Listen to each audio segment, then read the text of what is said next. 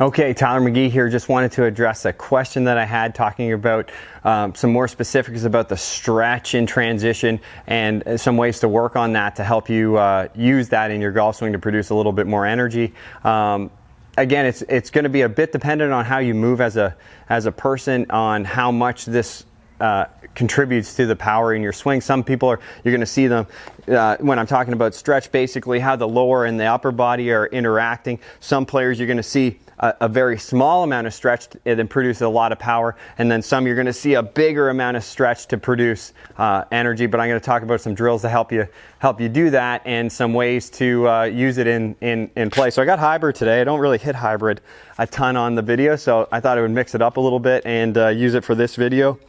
So when we're looking at ways to feel this to help you use it in your swing, I think like just a really simple way to do it is if you're throwing a ball or football or baseball, as you would be winding up, you'd be starting to make this step forward and creating that twist through the body to help you move it all the way up into the arm, and then that arm is going to release that energy. Okay, so it's that idea, but we're transferring it to golf. So an easy way to do it, and I get a lot of younger players to do this, some older, but especially when I'm doing development for kids that are under 10 and they're working on coordination and timing of the golf swing, I get them to set up normal. So they set up normal like this, okay?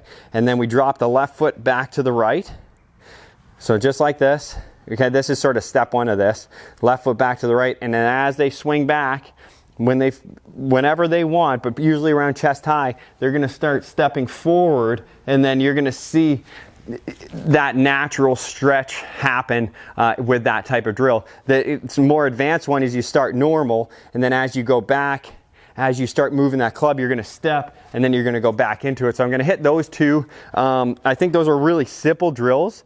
The idea is if I stretch, this is one other side note, if I'm focused so much on creating the stretch in this drill, and I want to step and create stretch. So if I do that and I never let it out, like in the sense of, so I get the stretch and then I want it to shorten at some point close to impact, then we're going to be turning forever, and then we're not going to transfer that energy. So on 3D, you'd see there wouldn't be much deceleration. It would just be spinning.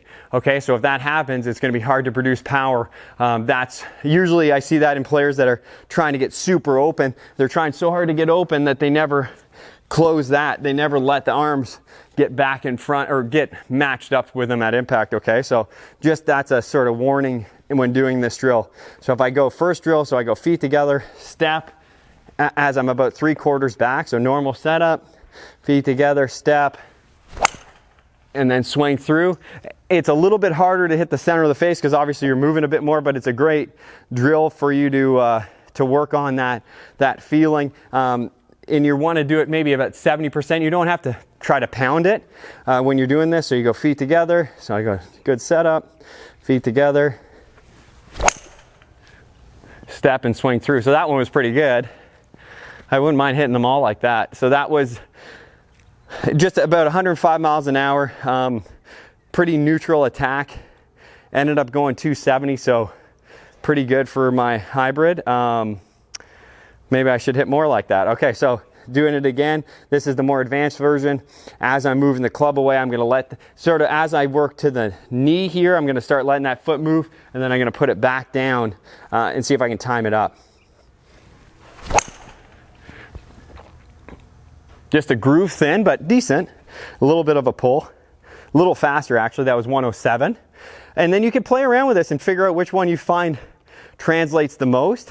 The second part of this is if you do the same drill, okay, so I do the step, this is just a rep. So I go step back, step through, and then as you're repping it, you're gonna have to feel what it's like to stop it just past your knee, okay? Step back, step through, stop it just past your knee.